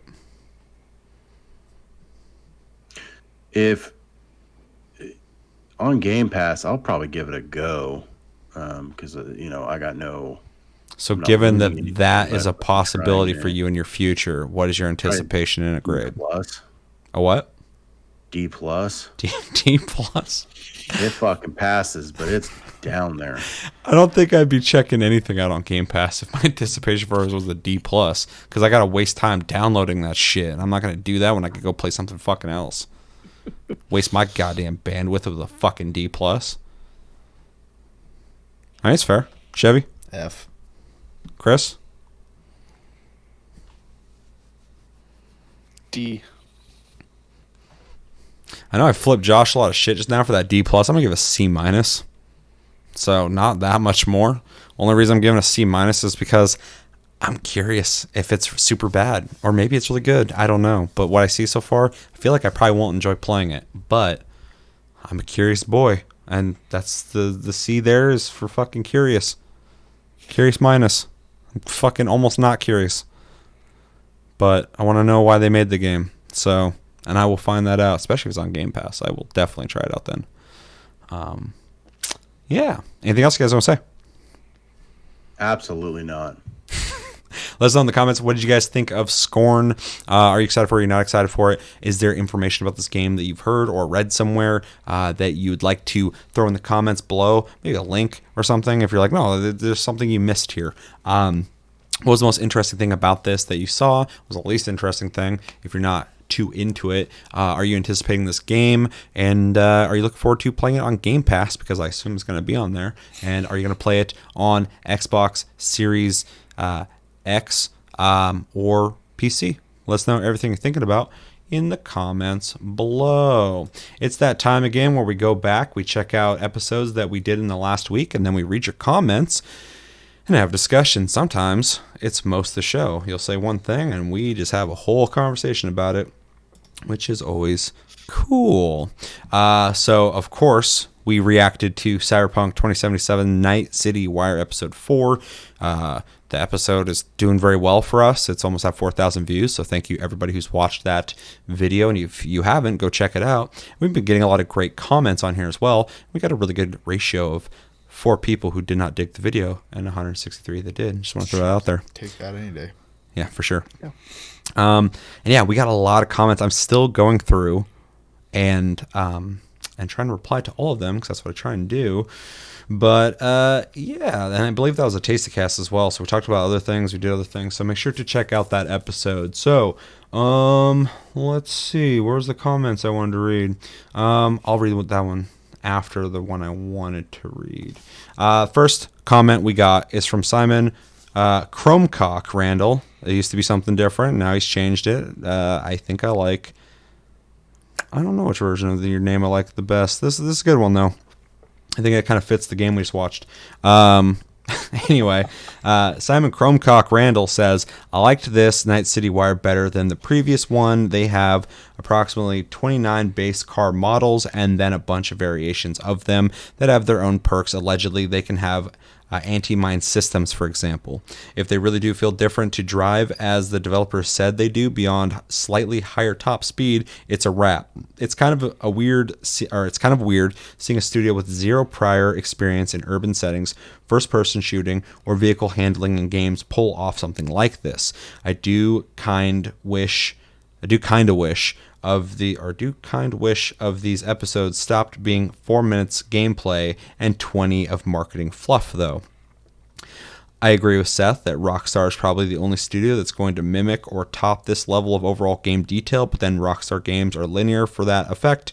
Basically, detail first, gameplay second. Cyberpunk isn't. It's an action RPG at its core, so that seems to be more RPG than probably any other open-world RPG this generation. Whoever is making games of a similar genre, Bethesda, Obsidian, Warhorse, etc., I don't see them playing with this bar for a long time to come. Thoughts? I mean, I definitely agree with the last section. The companies that you mentioned, Bethesda.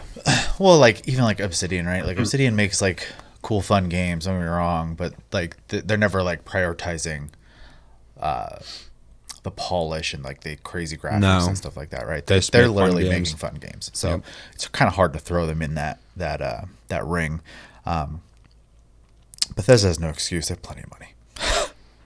So, and I'm sure they can hire plenty of talent if they don't have it. Other than that, I really liked this NCW as well. It was more consistently stuff I wanted to see, with less of it being stuff I didn't care about, which, I don't mind too much as long as you can go back and forth on it. If it starts turning into more stuff I don't want to watch, then yeah, it starts getting a little boring. EA. But yeah, no, it was really enjoyable. It was really interesting seeing all the car stuff, and I think you make a good point about them being a third person, fantasy, horses, game companies, then doing everything completely opposite. So. Yeah. I agree as well with Night City Wire, this episode being better than the previous one. I said this in the last episode too, though. They're all bangers to me, but this one was really good because there's no downtime, in a sense that I felt like I was like, well, this is cool, but I don't really care that much. So I agree across the board. It was very good. Showed a lot of really cool stuff. This info you're saying about the 29 base car models with different variations that can have possibly anti-mine systems, very cool. Very exciting for that. I agree with you 100% when it comes to, and I've been saying this for a while, the studio with no prior knowledge of this stuff. I mean, this was an early thing I was worried about when it came to this game, is a company that's essentially made third-person RPGs. Making a shooter kind of freaks me out because they don't have, they're definitely different feeling type games. So it kind of freaked me out in the sense of like, are they going to be able to nail how guns feel? Or at least the flow of a good shooter. Of course it's an RPG first, but like, just nail that feeling and not make it feel clunky and shitty. And we've seen that they have nailed it. Just like the cars, I was worried. I was like, are they going to feel kind of shitty? Are they going to drive stiff? Are they going to be floaty? We've seen it, especially in this last episode, how good they move, how they look like they drive differently, like all sorts of stuff. I mean, they started at a point in this development where we saw early footage and we're like, yeah, it looks good. It looks like, it looks like a better version of a lot of like open world RPGs. And now I'm like, the quality is just fucking really unmatched. And, I agree with Seth as well when it comes to Rockstar. It's probably the only other company that could do this, and I really mean that. Regardless of your criticisms of Rockstar and their game design, stuff like that, I'm talking about purely on a funding level, a technology level, and the willingness to put this amount of work into a game. I still, to this day, have not seen anyone do what Rockstar has done with Grand Theft Auto 5, a game that's been out for fucking ever at this point, and Red Dead Redemption 2. There are no games that rival them on a technological basis when it comes down to making living, breathing worlds. Not narrative-wise, not character and story-wise. I'm talking about walking down the street, walking across the plains, and seeing fucking storms roll in, weather change dynamically with the clouds, wind, random animals, people doing random shit, reading a newspaper, throwing stuff in the garbage, random car accident happening. I mean, like Rockstar they are so ahead on that game that nobody's caught up. And so when I'm watching this game, I'm going like, holy shit, this might be the people who can do what Rockstar does for sure. And so just in a different way, they're prioritizing different things. They're making an RPG. It's CD Projekt Red, so they're making a really good RPG. Rockstar doesn't make RPGs. Of course, borrow some things from RPGs into their games, but they make exactly every game nowadays has some kind of RPG mechanic, because RPGs were so ahead of the fucking game that people are like, that's a good idea. You can like become better as you play the game, and they're like, yeah, that's a great idea, right? And they're like, yeah, why doesn't every fucking game have that? Besides storytelling, that's what's keeping you there, is that progression. Yeah, exactly. So, and now every game has it. Happening since San Andreas too. Yeah. So yeah, I really think, like, when we're talking about the bar being set high here, I'm mostly talking about other people within the same genre. They fucking passed Bethesda years ago when they're developing this game. What I'm seeing now, Bethesda is not even in the same fucking league. They're not, like, they're so far back. It's like I forgot about them. That was years ago I last heard from Bethesda. Where Cyberpunk's at right now. But if somebody else was to come out and be like, we're going to make a fucking Cyberpunk game as well, and as Rockstar, I think Rockstar would be able to offer something, not the same of quality, but they would offer something so fucking big and huge in every way that I think they're the only company that could do it. Anyone else would probably make a great game, but the scale of Rockstar games and what they put into their games is just so fucking unfathomable and beyond what Naughty Dog would do and I think Naughty Dog puts like a crazy amount of work in their games, but they make very story driven, very detailed games that are telling stories. They don't make big open games like Rockstar does. So yeah, I haven't seen anyone else do what Rockstar does. It's fucking crazy. Again, not talking about gameplay or the way they tell the stories or whatever. I have my criticisms as well. So yeah, just throwing that out there. And then I agree with the 4 minutes of gameplay and 20 minutes of marketing fluff.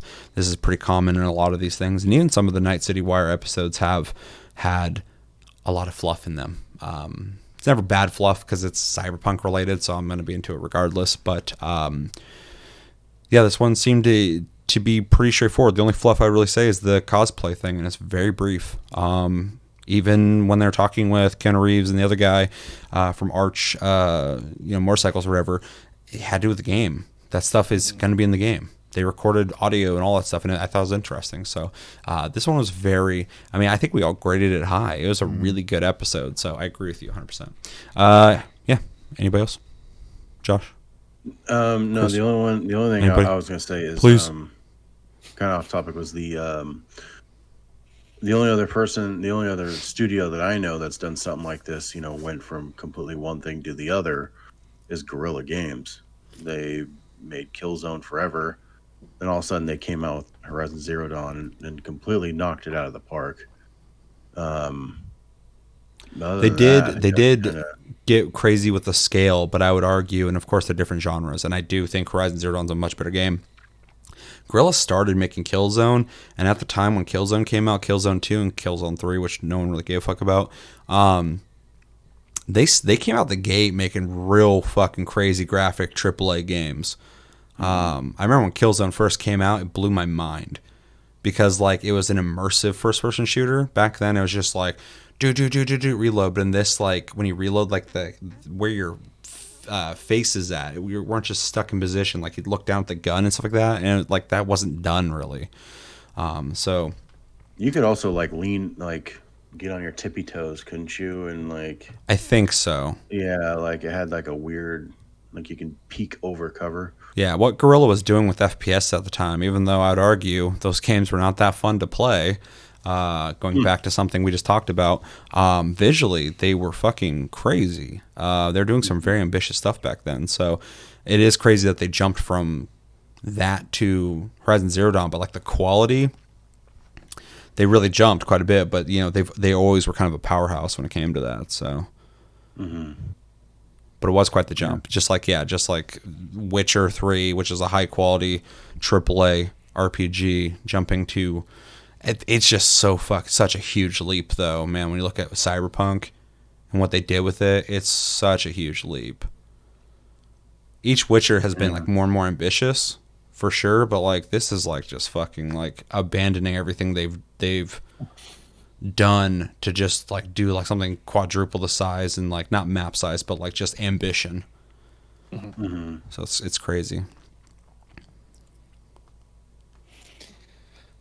You can really tell that this is a passion project for them because of the level of detail they're willing to put into making things. Even just like the car aspect alone, what we saw, how much effort they're putting into just capturing the audio for specific cars and just the different aspects of what cars sound like, and how much effort they're putting into like making all these different cars and how they're all unique. You can tell that just this one aspect of the game tells how important everything is about this game to the company. Like it just puts a really good sense of just how dedicated they are to making this a great game. Agreed. Anything else? No, not for me. All right. Thank you, Simon Chromecock Randall, for your comment. Always enjoy reading yours, and I agree with everything you're saying. So, we got a comment from, this is going to be rough for me to say, Direct Skunk. It says, Tasty Loot Gaming, Cyberpunk Reaction, you sweeten my day. Thank you, guys. You're so welcome. Thank you for the support and enjoying what we do here. Just wanted to give you a shout out. Where's the other thing I needed to read as a part of what I just read? It was from Wade. Okay, so Wade says, I don't personally think even Rockstar can compete really with the level of detail that our CD Projekt Red puts into their games, not financial ability or personnel-wise, but just the desire. People forget Rockstar has been known to exploit customers' wallets and just have had a lot of anti-consumer practices at times, which already puts them out of the argument, in my opinion. As a company that truly cares, also Rockstar's attention to detail is completely different than CD Projekt Red's attention to detail. I agree with some of that. They are different, 100%. But the amount of detail, I would say, in Red Dead Redemption 2 is fucking insane. Like, I still think it's like one of the most fucking gorgeous looking games to just like wander in. Or like, was that Saint Denis, going there at night and seeing all the lights glowing and shit, and all the specific details of every fucking sidewalk and alleyway and building and every wagon and horse and person wandering around that bitch with fucking the smoke coming out of the fucking smokestacks. And it's just incredibly fucking rich with detail. It's insane. I haven't seen anything like it. But yeah, I remember when Witcher 2 came out, and before it came out, I was reading up on like how fucking much work they're putting into design of even clothes. And I was like, wow, that's really interesting. And then when I played it, I'm looking at every individual fucking character, and they're not like run-of-the-mill fucking like armors you see in every game ever. Like, you look at it, and there's actually different fabrics and patching, and fucking you can see where it's been sewn, and the metal parts of the armor, stuff like that. Like, it's super fucking detailed to the point where it's like obscenely detailed. Like, nobody else is fucking putting that much work into like clothing design of random NPCs you're going to walk by during a battle. So yeah, they are very different. That's what I'm saying. I really, their ethics aside of how they view customers and stuff like that, some people would argue and have been arguing in the mainstream that CD Projekt Red exploits their workers. Different conversations for those things. I'm not talking about that. I'm talking about, just how much they're willing to put into a game to really fucking realize something that other people cannot fucking touch. I think both these companies do that. And Naughty Dog. But Naughty Dog doesn't make what these guys make. I think when it comes to storytelling and cinematics, The way you can tell stories in games, Naughty Dog excels for sure in graphics. But yeah, CD Projekt Red and Rockstar are just, they knock the ball fucking out of the park to the point where no one can fucking find the thing. So anyway, my thoughts. You guys have anything to add to that? Really. No, I mean, I actually think that Rockstar does. I think they're kind of neck and neck when it comes to detail in their games, because like there's like shit. There's a whole book of details just on the horses in Red Dead Redemption 2. So I mean, and that's just one piece of the whole puzzle.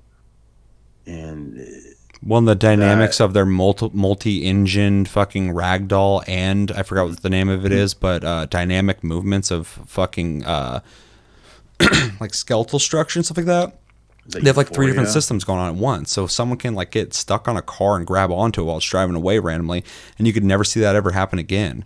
I mean, like that's not in fucking 99% of games. Yeah.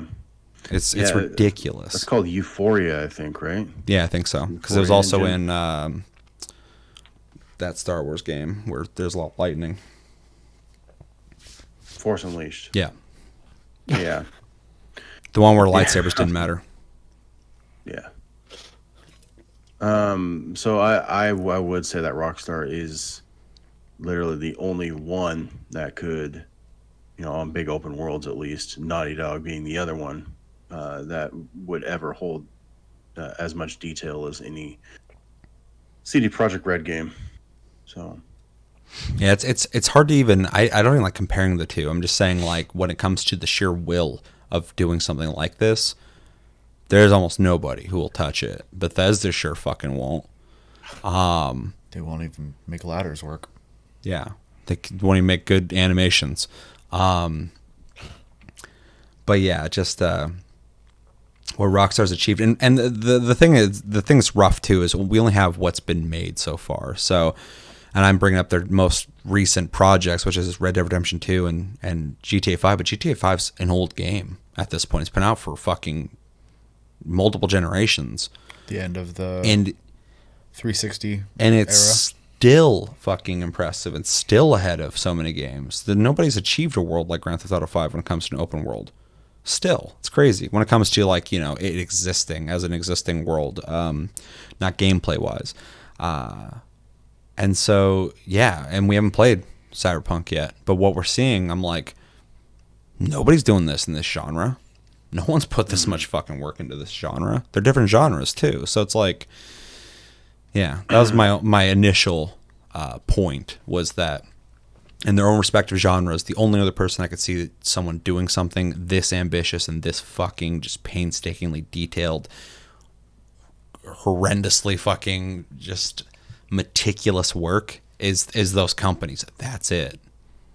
Like I said, I give Naughty Dog praise all the time. They're not doing this. Mm-hmm. So, yeah. Fair enough.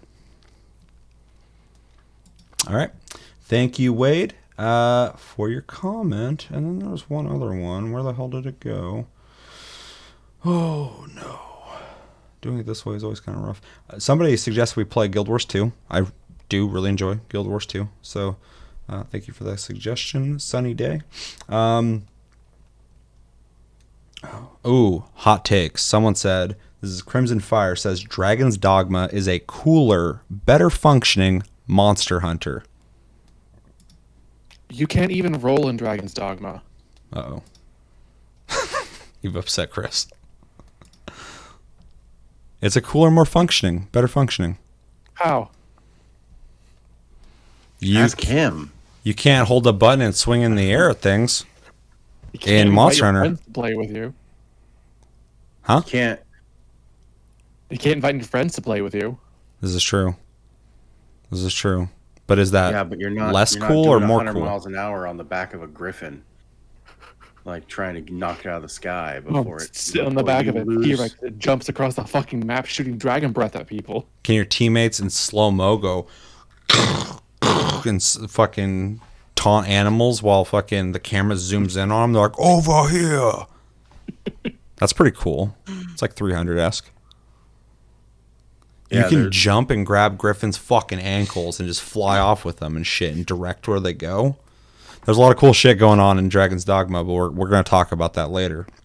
I'm not holding great Jaggers down while my teammates tear into it. Then you're doing it wrong. Heard it here, you heard it here Work like first. that. Josh does it wrong. Play Monster Hunter wrong. You've been doing it wrong this whole time. All right. And then last one, we got Lem New saying, no USA, not China, but Poland will take us to the future. Respect for CD Red. I don't know if that's going to happen, but I definitely dig your enthusiasm, and I love that we have a AAA developer out of Poland that is not only popular with some people, but very popular in general. It's cool to see. I want to see more games come out of China for sure, but we got a lot of the big companies that exist already, and to see one kind of grow from Poland, I think is really neat. So, and that's something that's really interesting. I talked about this in the Discord recently. Having this channel and having the success of our original Cyberpunk reaction video, which I think has like 103,000 views on it, which for this channel is fucking amazing. I've gotten to see some of people's reactions and talk to people who are like so enthusiastic about having people from Poland, or at least in around the area, who are very enthusiastic about having a developer from there that is just making awesome shit. And it's just really cool to see. I like that kind of like pride of going like, fuck yeah, we got point of pride. So. Yeah, it's pretty neat. So, in fact, I've been trying to get a. This isn't necessarily a point of pride remark, but more so like just people paying attention to CD Projekt Red and Cyberpunk. I'm trying to get a RTX 3080 still, and there's a Twitch channel devoted to like pinging all the websites to see if they go on sale or not. And the chat in there is pretty much like, I'm just trying to get one before Cyberpunk, and I'm like, God damn it. yeah. So yeah, the hype is very real. Yeah. Yep. You guys have anything to add? No. Oh. All right. Thank you, everybody, for your comments. The comments I didn't read, type in hashtag AskTLG if you wanted it to be on the episode. Otherwise, I will try and get to all your comments. Thank you for all the comments on that video. And then lastly, we had a Tasty Tuesday where we reacted to the PlayStation 5 user experience, the PS5 UI, and we talked about allegedly Sony possibly always listening to you in your private chats. You're talking, you think you're fucking alone, and then Sony's just like, maybe we can find out what kind of games they'll buy from us, and we can really push those on them. Or even something more nefarious. We got a comment from the Josh that says, the recording issue should be a parental control. I do believe minors should be protected. I think that adults need to be responsible for themselves. People now have a weird entrenching where they can't just leave the toxic situation. I don't walk into a church, point fingers, and tell them, you need to make it more comfortable for me because I ain't leaving. It's the internet. You have control to turn it off. Josh, do you have any opinions on this comment? Yes, that the Josh is me. Any thoughts on this? No, I anybody? mean it's true, man. Like I don't need daddy watching my back. You did make a point in that video of, it is cool to have tools to protect yourself. But I think the biggest way to protect yourself is just leave. Like, if you guys are just being dicks, I'm not going to hang out. Like, why the fuck would I do that? Or hang out long enough to the point where I'm like, I need somebody to enforce them to stop doing this. Yeah, like with all social media, whether it be Twitter, whether it be fucking anything, I can just be like, okay, and I'll just put my phone down, and my mental health is just fucking normal again. Like, or block them. If it's a public forum, it's different in my opinion. I still think there is some over control going on in the situations, and I do think there are some sites that are worse than others. But We're talking about a private party chat that you've invited people into or were invited into. I even talked to somebody recently who was talking about how he was playing a game and people were fucking with him and he fucked them up in some way. And then they invited him into a private party chat where the dude who invited him and like 5 of his friends all started talking shit to him. And he's like, you really just invited me in here to talk shit to me like that? And then he left. And it's like, that's what you would do. Like, you just go, I wouldn't even fucking accepted the invite, but he did. He was curious. I get that. I'm a curious guy. But, like, that specific situation is just the interesting factor. Like, I can't fathom a situation where I'm in a party chat with Chevy, Chris, you, Cody, fucking Sarah, anybody that we know. We're playing a game together, and one of you are like, oh, nice fucking job, Seth. I'm like, well, I was just trying. Like, yeah, you fucking always are just trying. You're not very good. You say you're going to get better, but you never fucking do it. Maybe if your thumbs weren't so fat, you can fucking press the buttons good. I'm like, my fat thumbs aren't that fat. Leave me alone. And you're like, ah, you're fucking fat thumbs. You suck. You're never going to be good at anything. I'm going to do it. Cut that hair, hippie. And I'm like, ah, and I can't. South Park skit? Jesus. And well, this is the scenario. I'm like, do I report them? Do I mute them? Do I mute the one guy who's bitching about my fat thumbs? Maybe you I ain't that fucking fat. Reevaluate your friends at that point. Or do I leave the fucking private party? No, I'm gonna record them. Like, well, you guys are talking so much shit. I got 5 minutes at my disposal. I'm about to fucking send 20 seconds of this harassment to Sony, and I hope they destroy you. Hopefully, they get rid of your PSN account. Like, it just seems so fucking. I know this is exaggerated, but like, really. It's that ridiculous of a situation that it's like I have to think of something that ridiculous to make it work in my head. Because in real life, like if I'm in a private party chat, the likelihood of this scenario happening for me personally is fucking 0. It's not going to happen. People I'm playing with, none of you guys are going to fucking, especially me, none of you are going to push me to the point where I feel like I got to report somebody. That's not going to happen. You guys might report me by the end of it. Like, this guy's being a dick. But, like, it's never going to happen. And if it was random people, I'd be like, you guys are fucking stupid. I'd leave. Or just mute one person. Like, this guy's so annoying. I just mute him. Mm-hmm. That's it. I mean, like, I made the point in the episode, and I don't want to talk too much because we were doing an episode on this, but, like, if someone's like, oh, dude, I know where you live. I'm going to fucking kill you. Like, I'll be over there, like, you know, soon when you're not expecting it. I'm going to do something. I'd be like, ooh, okay, this needs to get recorded. Yeah. That makes sense to me. But just this idea of, like, oh, no, all these people I play. Why is that person in a private party with you, though? Well, maybe you know the guy decent enough to the point where you would be in a private party with it, but it escalates. Well, yeah, but you're not. People definitely get heated in arguments all the time who know people really well. It happens all the time.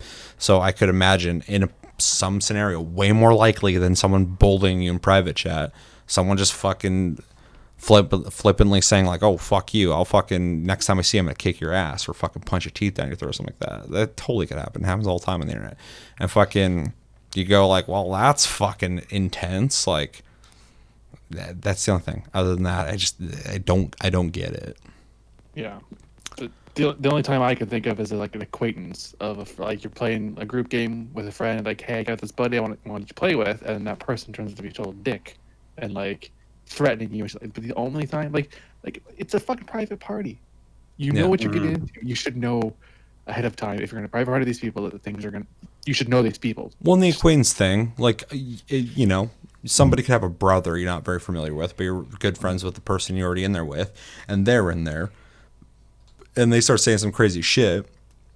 It gets awkward because you're like, well, I don't want to leave because the people I'm playing with are here, but this guy's saying crazy shit. You fucking mute him. Yeah. Or you just call out and be like, why is he saying this shit? Right. And if the people you're with are not like, you know, like, yeah, chill out, dude. And they're just like, we'll fucking deal with it. Like, why are you in that? Like, it's so weird to me. Unless some guy also you're playing with, he's kind of an acquaintance, and the other 6 people in there are like all cool. And this guy's like, yeah, it was one time when I was in fucking Bangkok, I murdered someone and buried him under the fucking building on First Avenue. You'd be like, whoa, okay, 20 seconds right here. Like, my brain only goes to like legal things, like fucking like evidence. He always told me where he buried the bodies. I don't. No one's gonna believe me. I heard Bigfoot. I swear. I got to record this. Well, yeah, I don't know. If someone goes, "You're a dick sniffer," I'm gonna be like, "Dude, whatever." Like, I'm not gonna fucking. You're just mad because I gotta sniff your dick. Because yeah, I'm not gonna be like, oh, wait a second, I'm about to share this. You know, like. I just be like, shit. dick sniffer. What are you talking about? yeah, you're fucking dork, and then I would just like leave it at that.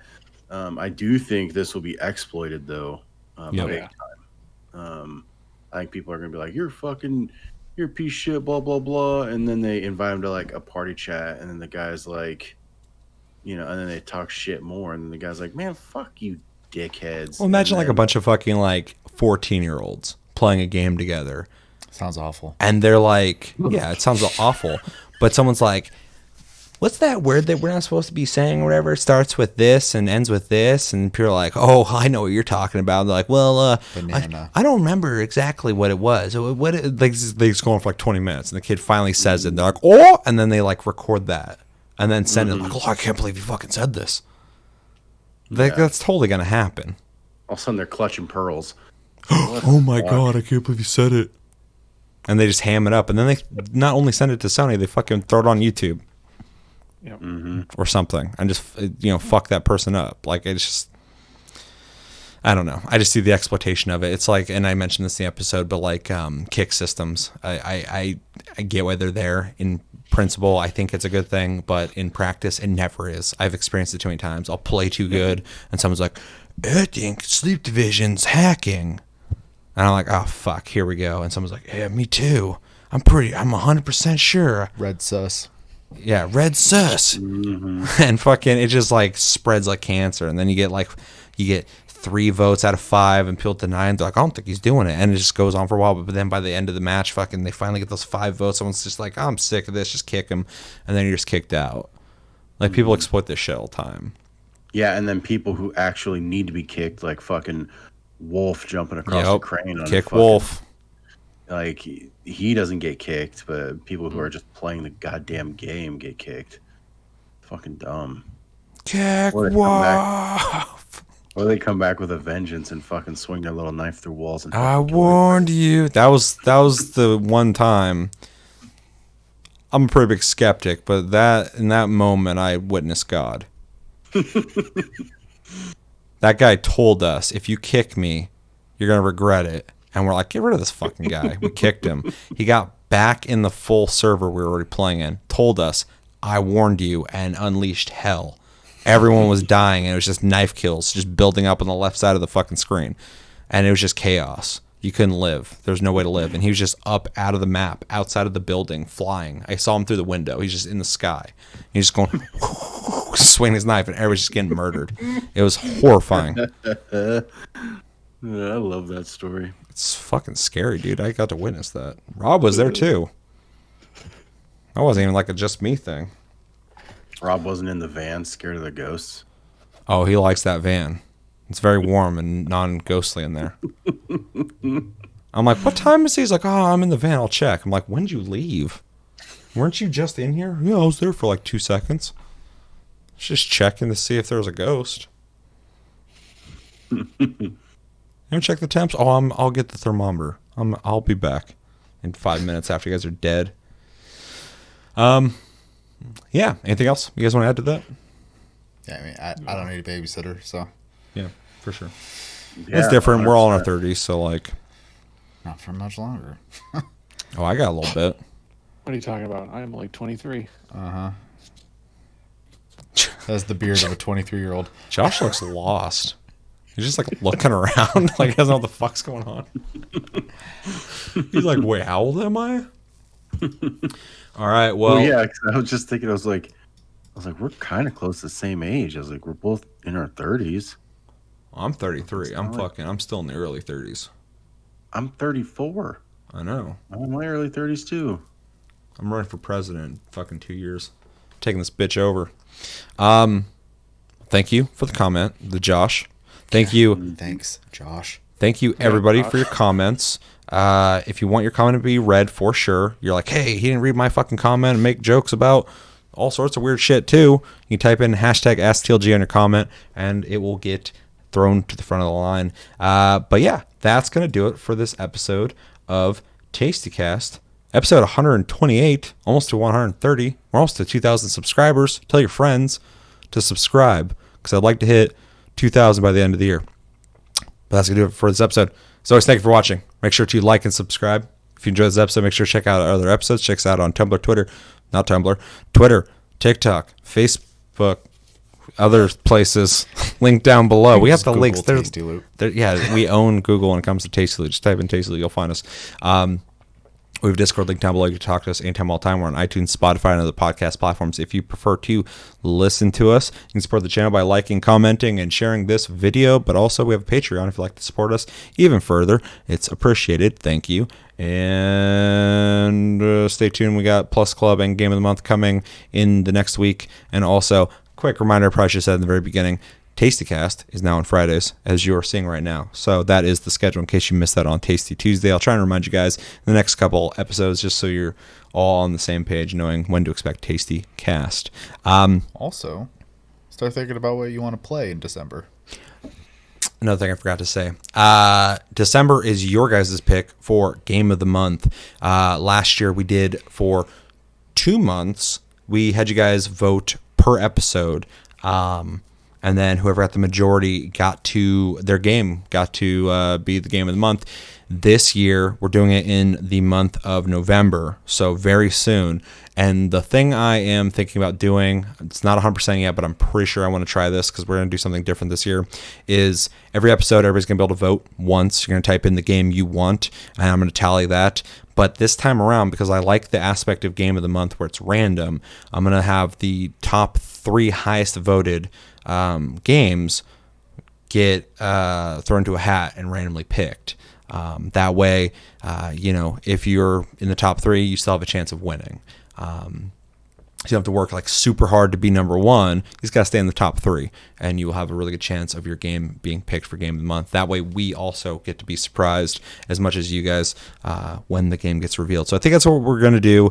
Expect that to start happening in November. I will make a video, or at least talk about it in an upcoming video soon, to make sure that the rules are crystal fucking clear. My name's Seth. I'm Chevy.